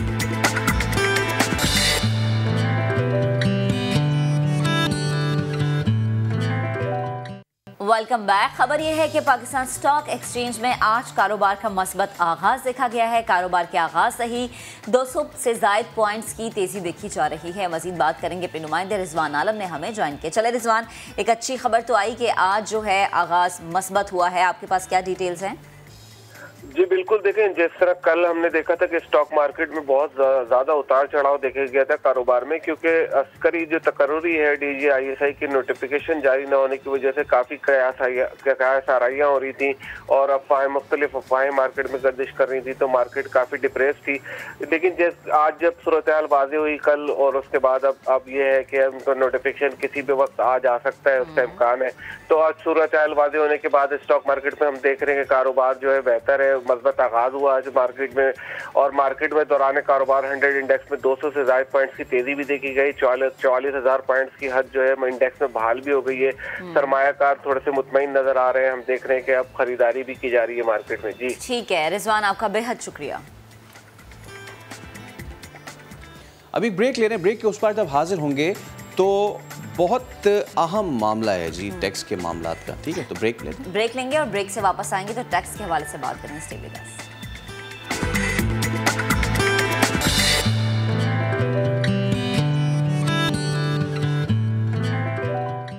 Welcome back. अब एक पैगाम है कि होशियार हो जाएं, आप खबरदार हो जाएं, वाजिबात अपने अदा करें वरना बैंक अकाउंट जो हैं वो मुंजमद कर दिए जाएंगे। FBI ने मुल्क भर के फील्ड फॉर्मेशंस को टैक्स दहिंदगान से वाजिबात की रिकवरी के लिए बैंक अकाउंट्स मुंजमद करने के इख्तियारात बहाल कर दिए हैं। FBI के मुताबिक फील्ड फॉर्मेशंस के लिए टैक्स दहिंदगान के बैंक अकाउंट्स मुंजमद करने से 24 घंटे पहले मुतल्लिका टैक्स दहिंदा इदारे या कंपनी के chief executive officer, principal officer या मालिक जो है उसको आगाह करने की शर्त अब खत्म कर दी है और बैंक अकाउंट्स मुंजमद करने के लिए चेयरमैन FBR से पेश की मंजूरी लेने की शर्त भी वापस ले ली गई है। इस मामले पर हम मजीद बात करेंगे। हमें ज्वाइन किया है द मैन हिमसेल्फ, साबिक चेयरमैन FBR शब्बर जैदी साहब ने। शब्बर साहब अस्सलाम वालेकुम, बहुत शुक्रिया वक्त देने के लिए। ये बड़ा अहम मामला है, फील्ड फॉर्मेशंस के इख्तियारात मिलना। ये इक़दाम टैक्स रिकवरी में हो सकता है इजाफे का तो बाइस बने, बट सर आपका अपना भी इस पे ये पॉइंट ऑफ व्यू था कि आप इंटीमेट किए बगैर किसी के अकाउंट फ्रीज नहीं कर सकते। बहुत सारे लोग जो हैं अब इसको आउटराइट हैरेसमेंट के जुमरे में ला रहे हैं। व्हाट्स योर से ऑन दैट? देखिए, ये जो जिस चीज़ को विड्रॉ किया गया है, जिस इंस्ट्रक्शन को, ये मैंने इशू की थी जिस दिन मैंने ज्वाइन किया था उस दिन मैंने ये इशू की थी कि किसी का बैंक अकाउंट आप उसको इंटीमेट करे बगैर आप उसको फ्रीज नहीं कर सकते।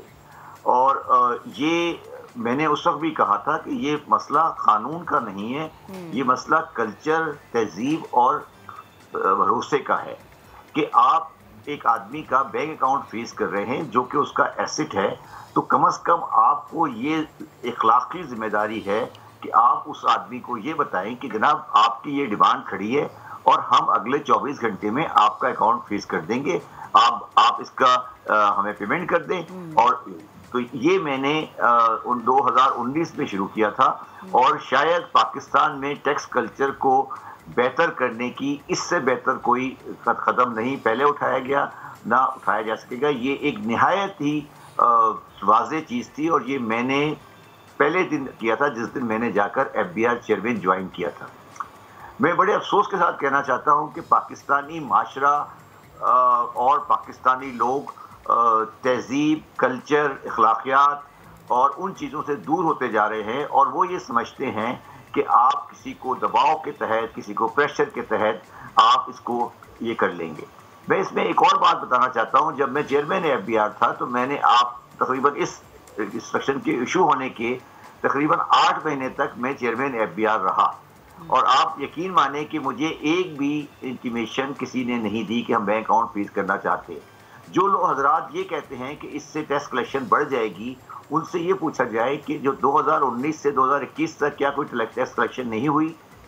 ये बात दुनिया में कोई भी माशरा कानून पे नहीं चलता, वो चलता है अपने इक़दार पर, वो चलता है अपनी तहजीब पर, वो चलता है अपने कल्चर पर, वो अब चलता है एक दूसरे के ट्रस्ट पर। पाकिस्तान में हर किस्म का कानून मौजूद है, मगर अगर दरमियान में ट्रस्ट डेफिसिट है, भरोसे का फ़र्क है, तो ये मेरा अभी उसके बाद इन्होंने 11 तारीख को ही मेरी इंस्ट्रक्शन विड्रॉ की। कल उन्होंने एक और सर्कुलर इशू किया है जो एक्चुअली ऐसा लगता है कि उसको कवर अप करने की कोशिश की गई है, मगर मेरा और उसमें बुनियादी फ़र्क ये है कि मैं ये कहता हूँ, मेरा एक बुनियादी सवाल ये है कि जब आप मेरा बैंक अकाउंट फ्रीज करने जा रहे हैं तो आपकी इखलाकी, मॉरल, तहजीबी जरूरत यह है कि आप उस आदमी को फोन करें कि जनाब हम आपका 24 घंटे में अकाउंट फ्रीज कर देंगे और ये हमारी आपसे दरख्वास्त है या रिक्वायर्ड है और आप उसको करें। ये अभी भी नहीं आया है, वो अपने कमरे में बैठ के फैसले करके उसका अकाउंट फ्रीज कर देंगे, ये मैं इससे एग्री नहीं करता और मैं इस मैटर को प्राइम मिनिस्टर के पास लेके जाऊंगा जैसे वो फारिग होते हैं। I will talk to him और फाइनेंस मिनिस्टर साहब जब वापस आते हैं मैंने उनको भी कहा है मैं कंसर्न नहीं हूँ, मैं अब FBI चेयरमैन नहीं हूँ, ना मैं कोई मार्केट की प्रैक्टिस करता हूँ, मैं एक टैक्स एडवाइजर हूँ, मगर मैं ये समझता हूँ कि अगर हम इस किस्म के सही फैसलों को रिवर्स करने जाएंगे तो फिर हम अपनी तब्दीली की मुहिम को वापस ले लेना चाहिए हमको। शबर साहब, एक चीज़ मैं यहाँ पे लीगली समझ नहीं पा रहा हूँ।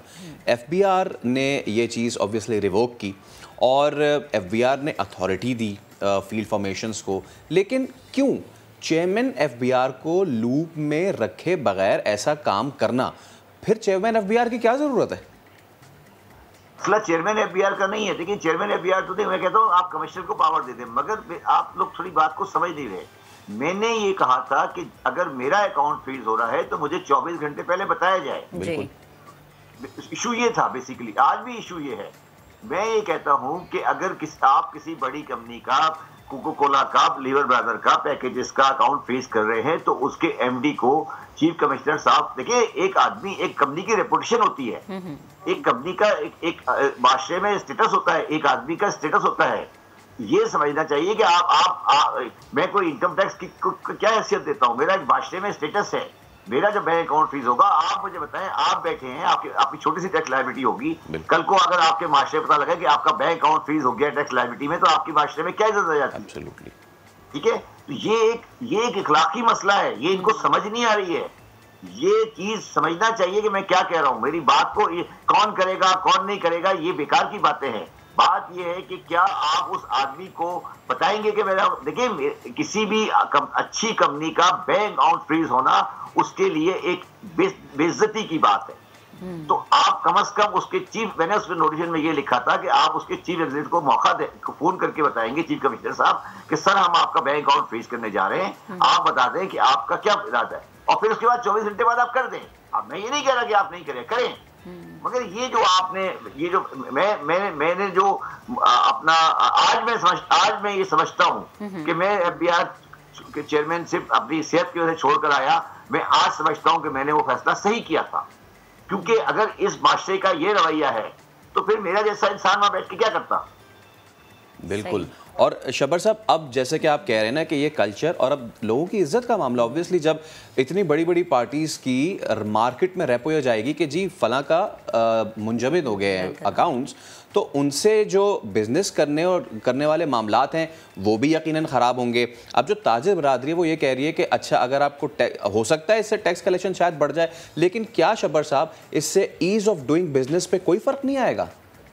वही तो नहीं, मैं तो ईज ऑफ डूइंग बिजनेस की बात कर रहा हूँ। मैं तो देखिए मुझे ये बताइए कि जब ये 3 साल तक ये मेरा दिया हुआ कानून मौजूद था तो क्या उससे कलेक्शन में कोई कमी आई?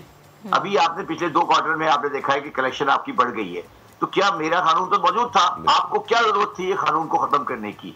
अब आप उल्टी सीधी डिमांडें क्रिएट करके लोगों के बैंक अकाउंट फ्रीज करेंगे और उनकी और जो लोग 2 नंबर होंगे वो उसमें से पैसे बना लेंगे, जो नहीं होंगे। देखिए इसमें एक और बड़ी अफसोस की बात वो ये नहीं है, अफसोस की बात ये है कि इस कानून के खिलाफ अफसरान नहीं थे, इस कानून के खिलाफ वो वकला भी थे, वो कंसल्टेंट भी थे जो इस माशरे में गलत रवैये रखते हैं, और वो जाके हाई कोर्टों से और जैसे स्टे लिया करते थे, उनकी दुकान मैंने बंद करा दी थी। तो ये इस वजह से ये सब कुछ हुआ है। मगर मैं आपको आज एक बात बताना चाहता हूँ, ये जो मेरी की हुई चीज आपको शायद पता, मैं दोबारा रिटेट कर रहा हूँ, ये वो पहला जब मैं जिस वक्त मैं FBR के कमरे में एज अ चेयरमैन दाखिल हुआ था, उसके बाद मैंने ये जो नोटिफिकेशन लिखा है, ये मैंने अपने हाथ से लिखा था और मैंने हाथ से लिख के कहा था कि इसको इशू कर दो। ये मेरा पहला एक्शन था।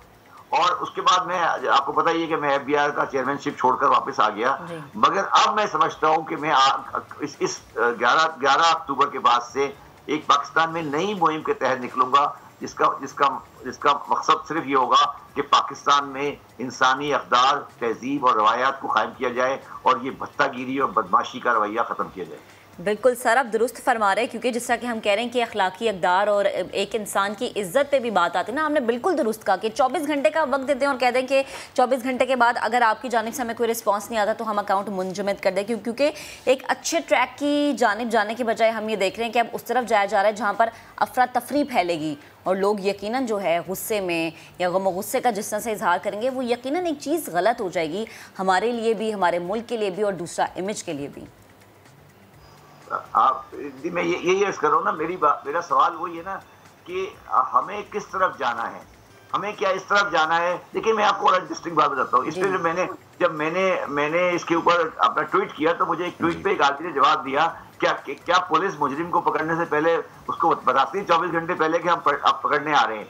तो अगर आपका ये रवैया है कि टैक्स पेयर बिल्कुल उसी तरह है जिस तरह कातिल होता है, तो फिर ठीक है, फिर आप अगर आपने यही रवैया रखना है तो फिर टैक्स कलेक्शन आप थाना को देते हैं। टैक्स ऑफिसर क्यों बनाए हुए हैं आपने? छोड़ दें, आप कहें कि थाना रिकवर करेगा टैक्सेशन। तो ये जो बुनियादी फलसफा है तो वो उसको हमें अपनाना है। मैं एक डिफरेंट अक़दार का इंसान हूँ और मैंने अपनी ज़िंदगी किसी और कदरों में गुजारी है। मैं कभी भी इस चीज़ से एग्री नहीं करूँगा। और आज मगर मैं आपको एक और बात बता दूँ, ये जो इतनी बड़ी बड़ी बातें करते हैं टैक्स की, और ये जितना जिस फर्म को मैं चलाता था, जिसको मैं सीनियर पार्टनर था, वो पाकिस्तान का 40% टैक्स जमा करती थी। ये जो बाकी बातें करते हैं कि हम टैक्स जमा करते हैं, ये बिला वजह की गुफ्तगू है। इनमें से कोई टैक्स देने वाला नहीं है। ये ऐसी सिर्फ बदकागिरी और बदमाशी वाला केस है और ये पैसे पकड़ने का तरीका है। मगर इंशाल्लाह ताला मैं समझता हूँ कि जब हम प्राइम मिनिस्टर से रिप्रेजेंटेशन करेंगे तो हम इस चीज़ को वापस लाएंगे और ये चीज़ों को सही करेंगे। मुझे 100% यकीन है कि प्राइम मिनिस्टर और फाइनेंस मिनिस्टर इस चीज़ से पूरी तरह इसको इदराक करेंगे और इसको सही करेंगे। देखिए कोई इतनी बड़ी बात नहीं है, ये कोई बहुत बड़ा कोई इसमें कोई लकून ये नहीं है कि कोई बहुत बड़ा कन्फ्रंटेशन आ गया है। सवाल ये है कि हमें तहजीब और रवायत, तहजीब और अक़दार की तरफ आगे बढ़ना है या थानेदारी की तरफ आगे बढ़ना है। सवाल सिर्फ ये, इससे ज़्यादा कोई सवाल नहीं है। ये कोई कानूनी मसला नहीं है। बिल्कुल शबर साहब, लास्ट में जो आपने वैल्यूज़ की बात की, दैट्स वेरी इंपॉर्टेंट। और सिर्फ FBI का ये वाला जो नोटिफिकेशन रिवोक हुआ है, सिर्फ इसमें नहीं सर, हमारा जो रिकवरी का मॉडल है, आप ख़ुद भी जानते हैं, बैंक से अगर कोई लोन ले ले और उसकी वो बेचारा नहीं अदा कर रहा हो तो टीम्स किस तरीके से भेजते हैं रिकवर कराने के लिए। एक चीज़, खुदा ना खास्ता अब तो नई एक चीज़ शुरू हो गई है, बिल्स अगर थोड़े आगे पीछे हो जाएं पेमेंट करने पे, सर जी कंपनीज टीम भेज रही हैं घरों में हरास करने के लिए। ये वाली जो मामलात हुए हैं, other than the financial outlook of the thing, ये वाली चीज़ आपको लगता है कि हमारी ये जो रिकवरी वाला कल्चर है ये सूनर और लेटर तब्दील हो पाएगा? देखिए बात ये है कि दुनिया में दो तरह के माशरे होते हैं। एक माशरा होता है कबायली, ट्राइबल, उसको बोलते हैं ट्राइबल सोसाइटी, और एक माशरा होता है जो सिविलाइजेशन होती है, जो सोसाइटी होती है। हम अनफॉर्चुनेटली ट्राइबल माशरे की तरफ जा रहे हैं जिसमें आप लोगों को उनके बाय फोर्स और मजबूर करके एक्शंस कराते हैं। मुझे आप जो बात कर रहे हैं बिल्कुल अच्छी तरह पता है कि आजकल रिकवरीज के लिए आप रॉन्ग टैक्टिक्स और जिसे कहते हैं कि हाई एंडेडनेस की को इस्तेमाल कर रहे हैं। उसकी बाकायदा फर्में बनी हुई हैं जो लोगों से रिकवरी करती हैं और जिसको हम यहूदियों का सूट या उसको कहते हैं, उस पर काम चल रहा है। ये पाकिस्तान के माशरे के लिए एक लानत है और इसकी बुनियाद ये है कि जब तक आप इस कैश इकोनॉमी को दरमियान से नहीं निकालेंगे और चीज़ों को सही नहीं करेंगे, ये सिस्टम चलता रहेगा। और आप क्रेडिट होना, उधार लेना, उधार देना, ये इस्लाम में भी है, हर जगह होता है, इसका तरीका है, इसका मैकेनिज्म है।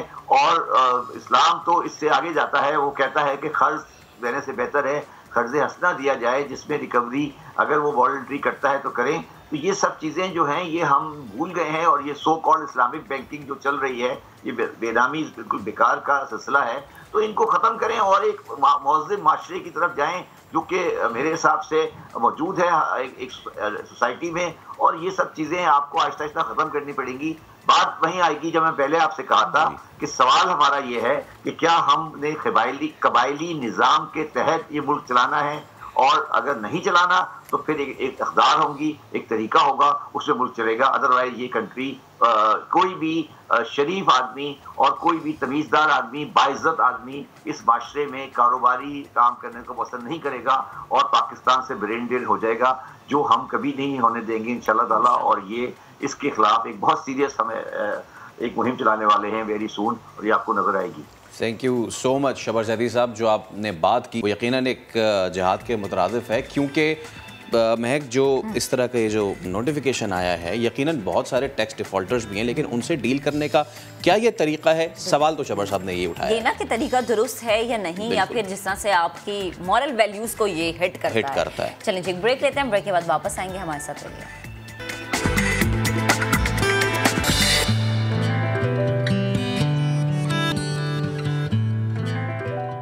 Welcome back. औलिया कराम की सरजमीन मुल्तान लिए चलते हैं। वैसे तो मुल्तान का सोन हलवा भी बड़ा मशहूर है, लेकिन एक और चीज़ है जो मशहूर हो गई है। अब वहाँ पे एक ऐसी चीज़ मशहूर हो रही है कि जिसको आप कहते हैं रोबोट। और ये रोबोट तैयार किया है मुल्तान के शहरी सैयद उसामा अजीज़ ने, और वो भी 3D प्रिंटर की मदद से। अभी तो फ़िलहाल पानी पिलाने पे इसको लगाया हुआ है, रोबोट जो है वो पानी पिला रहा है, लेकिन आगे जाके इससे क्या क्या काम लिया जाएगा और क्या इसका मकसद है बनाने का, ये जानने के लिए हमने रब्ता किया है खुद सैयद उसामा अजीज़ से, जो अपने रोबोट के साथ मौजूद है। उसामा अस्सलाम वालेकुम। सबसे पहले बहुत शुक्रिया, बताइएगा कि कब से आप ये बना रहे हैं और क्या आइडिया है इसके पीछे, कितना वक्त लगा आपको ये बनाने में? सबसे पहले बहुत शुक्रिया, आपने मुझे अपने शो में शामिल किया और उसका हिस्सा बनाया। जी, जैसे कि आपने बताया कि ये 3D प्रिंटेड रोबोट है, 3D प्रिंटर की मदद से इसको बनाया गया है, और ये मैंने प्रोजेक्ट स्टार्ट किया था 1 सितंबर 2019 में। तो अब ऑलमोस्ट इसे 2 साल से ज़्यादा हो चुके हैं मैं इस पर काम कर रहा हूँ।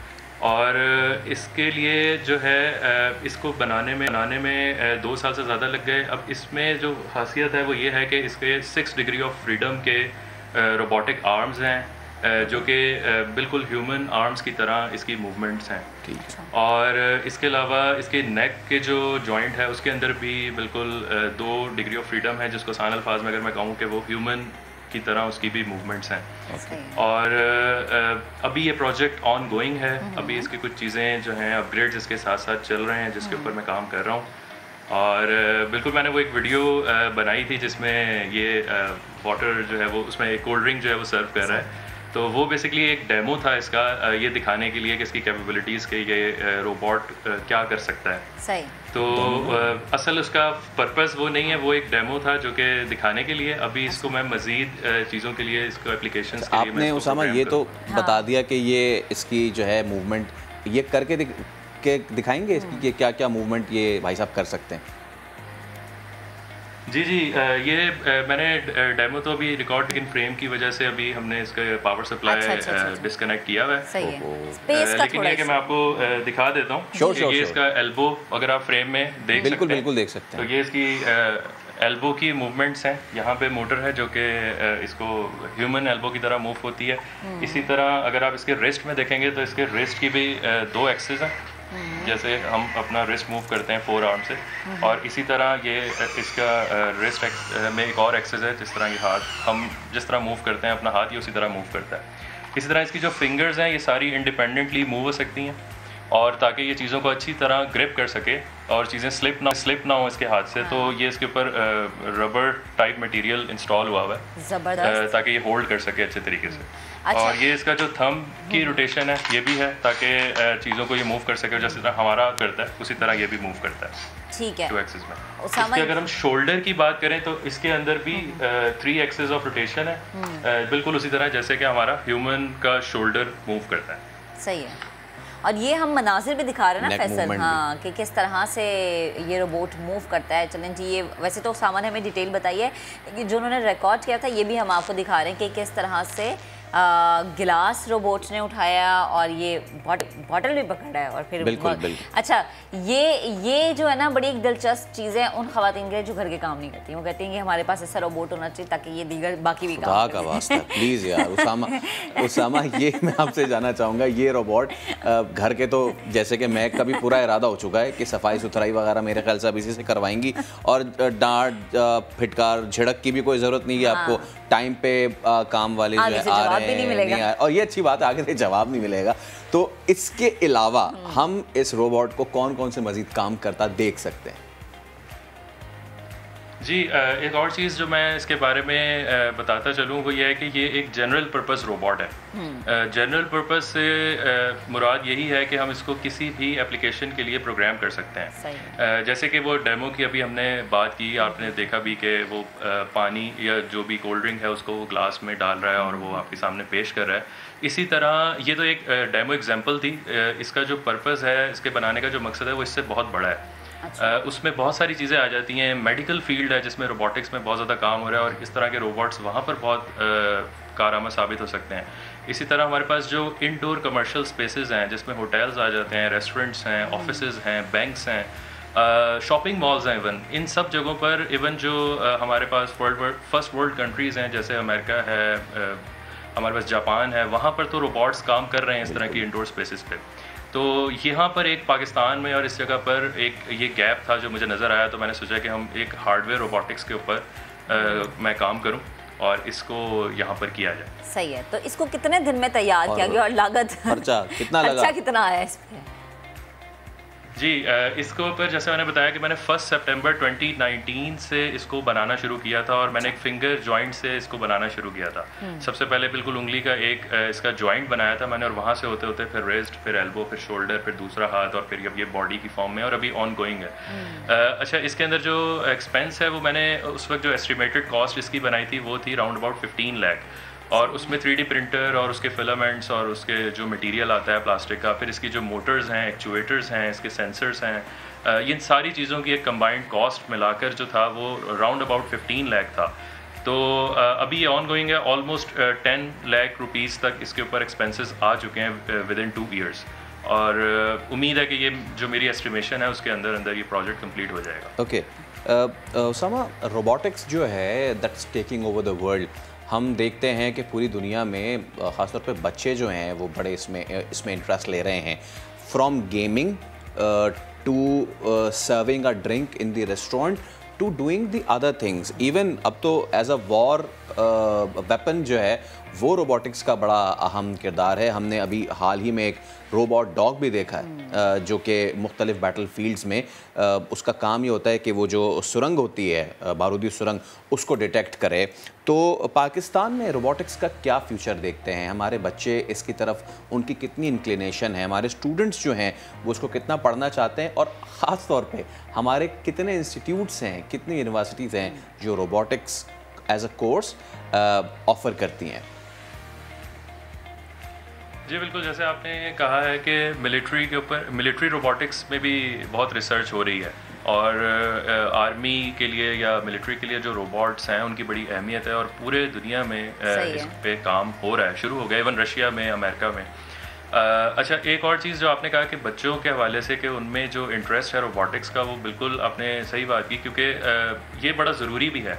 क्योंकि मैं समझता हूँ कि एक ऐसी चीज़ है कि अगर इसके ज़रिए स्टूडेंट्स, बच्चे, यंग जो टैलेंट है पाकिस्तान का, वो अगर इस तरफ राग़िब होता है कि हम भी रोबोट बनाएं, मेरे इस प्रोजेक्ट से ही इंस्पायर होकर अगर बहुत से लोग आ जाते हैं कि हम भी रोबोटिक्स में जाएं, इस तरह की चीज़ें बनाएं, साइंस और ऑटोमेशन के ऊपर काम करें, तो मैं समझता हूँ कि ये पाकिस्तान के लिए बहुत अच्छा स्टेप होगा। एक अच्छी डायरेक्शन मिल जाएगी हमारे यंगस्टर्स को कि किस तरफ उन्होंने सोचना है। अच्छा, एक पॉइंट और सिर्फ मैं छोटा सा ही बताऊंगा कि इसमें ये 3D प्रिंट होने से फ़ायदा क्या है कि ये इसी से लिंक्ड है पॉइंट।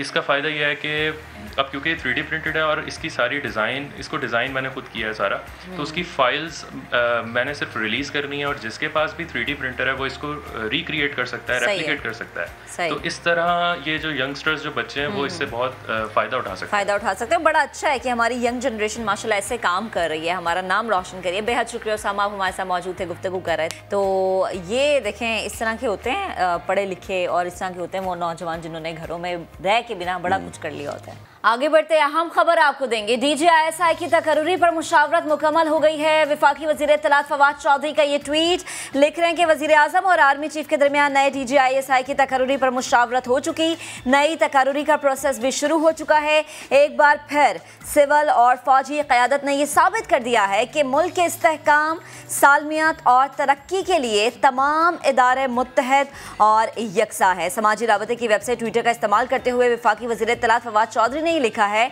कि वज़ीर आज़म और आर्मी चीफ के दरमियान नए DGISI की तकर्री पर मुशावरत हो चुकी है।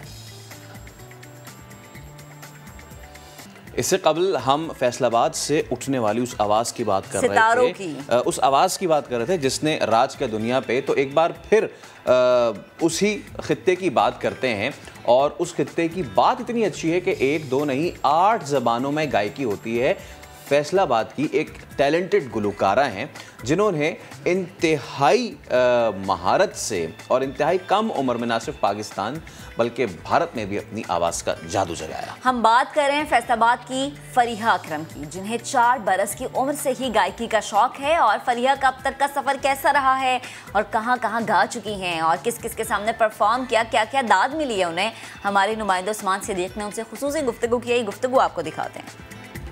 नहीं 2 नहीं 8 जुबानों में गुलकारी का एजाज, क्या सिंधी, क्या सराइकी, क्या पश्तो, क्या कश्मीरी, जिस जुबान में गाया कमाल कर दिया।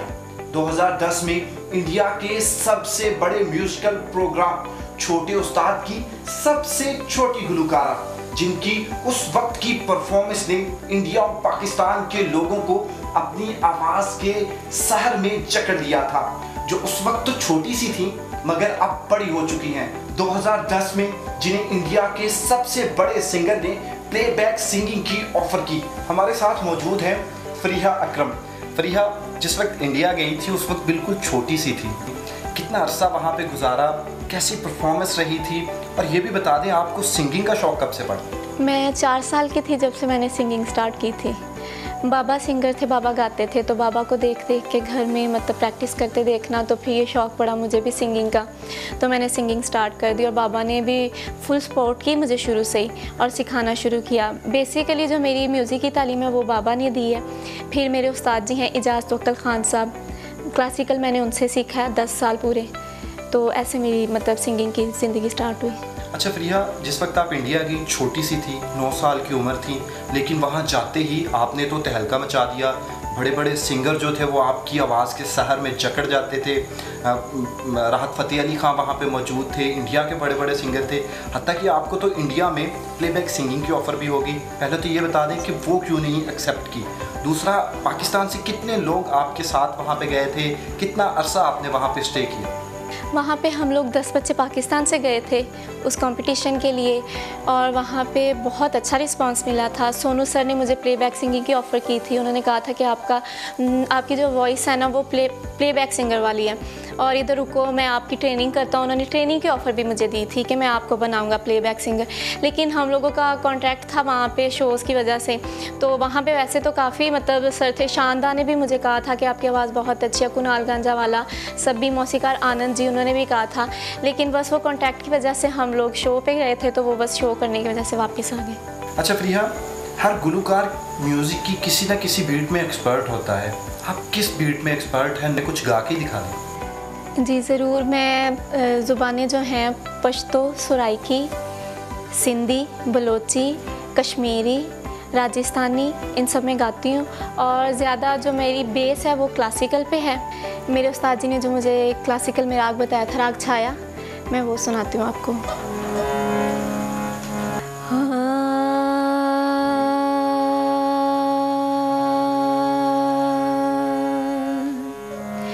झनन झनन झन झन नन बाजे बिछुआ बाजे,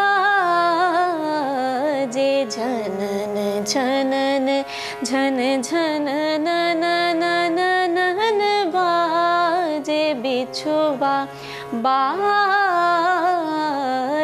झनन झनन पिया के मिलन को चली जात अपनी मंदर सुआज नारी, झनन झनन झन झनन नन बाजे बिछुआ बाजे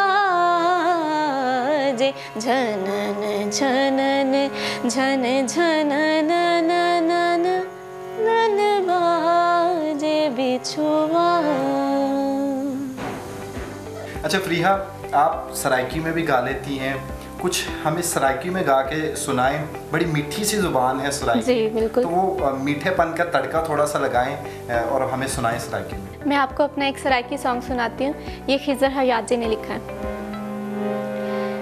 जे तू पिंडी नहीं हो जाना मियाँ वाली ले चल, जे तू पिंडी नहीं हो जाना मियाँ वाली ले चल, जे तू छल्ले नहीं पवाने, जे तू छल्ले नहीं पवाने मैं ता करनी नहीं गल, जे तू पिंडी नहीं हो जाना मियाँ वाली ले चल, मियाँ वाली ले चल। बंदे मियाँ वाले दे हुंदे ने कमाल दे, बंदे मियाँ वाले दे हुंदे ने कमाल दे, लगियां निभेंदे तां सजना दे नाल वे, लगियां निभेंदे तां सजना दे नाल वे। तेकू गैरा चा पढ़ाया, तेकू गैरा चा पढ़ाया मेरी सुनदा नहीं गल, जे तू पिंडी नहीं हो जाना मियाँ वाली ले चल, मियाँ वाली ले चल। अच्छा फरीहा, ये बता दें इस वक्त कौन कौन से प्रोजेक्ट पे काम कर रही हैं, और इसके अलावा किस बड़े सिंगर के साथ इस वक्त गाने की ख्वाहिश है कि इस बड़े सिंगर के साथ आप काम करें और अभी तक आपकी ख्वाहिश पूरी ना हुई हो? आजकल काफ़ी प्रोजेक्ट पे काम चल रहा है मेरा, मतलब जो चारों सूबों की लैंग्वेजेस हैं उन पे काम चल रहा है, सराइकी, सिंधी और पंजाबी पे बहुत काम चल रहा है। ऑडियो रिकॉर्डिंग्स काफ़ी सॉन्ग्स की कर ली हैं मैंने और इंशाल्लाह अब उनकी वीडियो भी जल्दी मैं रेडी करूँगी। और जो आपने पूछा था कि मतलब किस सिंगर के साथ मैं काम करना चाहती हूँ, मेरा है कि मैं सजाद अली जी के साथ काम करूँ, क्योंकि वो बहुत अच्छे सिंगर हैं माशाल्लाह और बहुत मतलब हाई लेवल पे काम करते हैं, तो मेरी विश है कि मैं उनके साथ काम करूं। अब मैं एक सॉन्ग अपनी कश्मीरी अवाम के नाम करती हूँ, कश्मीरी ज़ुबान में। मन्ने दी मौज विच हसना खेडना, मन्ने दी मौज विच हसना खेडना, दिल की रखना कम्मे कन्ने, मैं ना पर किसे दी मंदा नहीं बोलना, चन्ने दी चांदनी चन्ने कन्ने, मन्ने दी मौज विच हसना। साडा कुछ कम है कत्तना तुमना, होर कुछ खेतियां चुगने दा, साडा कुछ कम है कत्तना तुमना, होर कुछ खेतियां चुगने दा, कर दे कम विच आर ना हुंदी है, दिल की रखना कम्मे कन्ने, मन्ने दी मौज विच हसना खेडना, मन्ने दी मौज विच हसना खेडना, दिल की रखना कम्मे कन्ने, मैं ना पर किसे दी मंदा नहीं बोलना, चन्ने दी चांदनी चन्ने कन्ने, मन्ने दी मौज विच हसना। अब मैं आपको एक सिंधी सॉन्ग सुनाती हूँ। मजबूर वा आशिक मजबूर वा, भली खेडो भी गंधार हुंजे, मजबूर वा आशिक मजबूर वा, भली खेडो भी गंधार हुंजे, सूह जो सलामी हुंदो सनम जो सलामी हुंदो, सूह जो सलामी हुंदो सनम जो सलामी हुंदो, भली को बहुतार हुंजे, मजबूर वा आशिक मजबूर वा, भली खेडो भी गंधार हुंजे, मजबूर वा अम्मी चौथा समझायो मां नंढो बार आए हाँ सब कुछ समझा थो पर लाचार वाए हाँ अम्मी चौथा समझायो मां नंढो बार आए हाँ सब कुछ समझा थो पर लाचार वाए हाँ मजबूर वा आशिक मजबूर वा भली खेडो भी गंधार हुंजे मजबूर वा आशिक मजबूर वा भली खेडो भी गंधार हुंजे। ज़बरदस्त। आज का प्रोग्राम अपने अख्ताम को पहुँच के कल आपसे फिर से मुलाकात करेंगे, बहुत सी बातें करेंगे, बहुत सारी खबरें आपके सामने रखेंगे, लेकिन तब तक आपने अपना बहुत सा ख्याल रखना है, बहुत सारी चीज़ों से बचना है, डेंगू से भी और कोविड से भी बचना है। तो अपना ख्याल रखिए, कल आपसे मुलाकात होगी। अल्लाह हाफ़िज़।